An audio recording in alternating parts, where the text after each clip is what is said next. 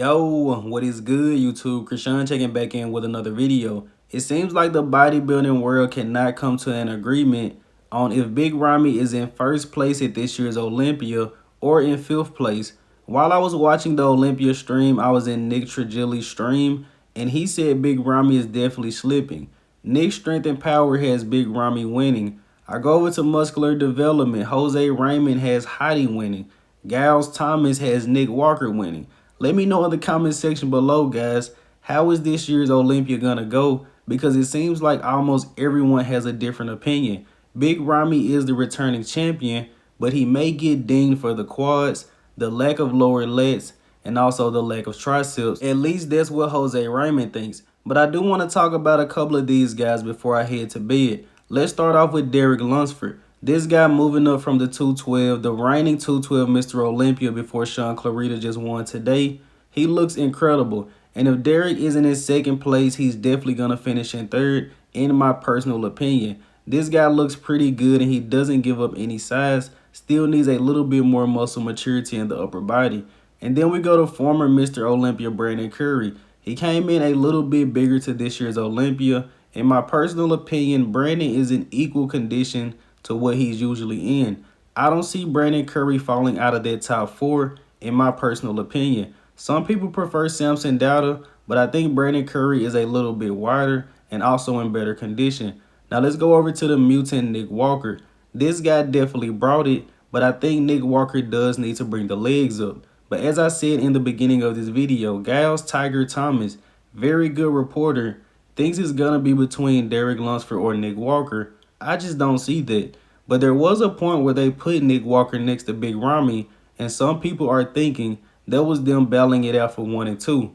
Let me know in the comment section below what you guys think about that. Let's talk about Samson Dowda for a second. This is a guy everyone either had out of the top 10 or, like me, I had him placing 10th. Samson is in the top 6, and I really think that happened because when they were called out initially, he was placed next to Big Ramy, and Samson did not get dwarfed.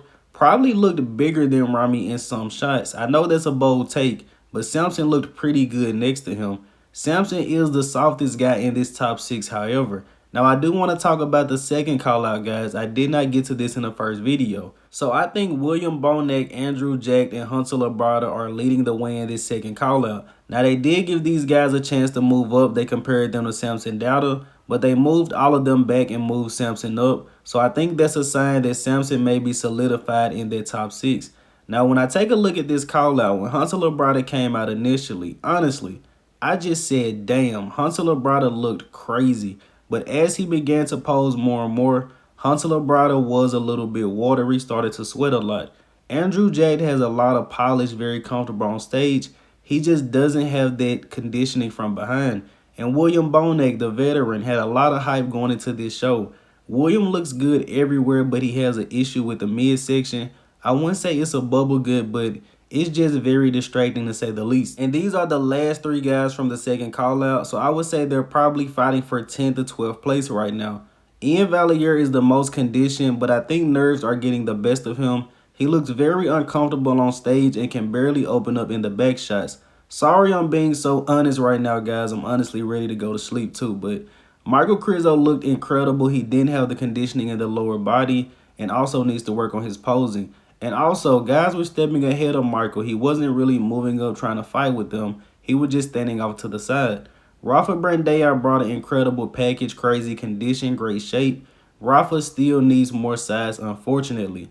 But this show is not over by any means. We do have finals tomorrow. This is a 2-day show. A lot can change.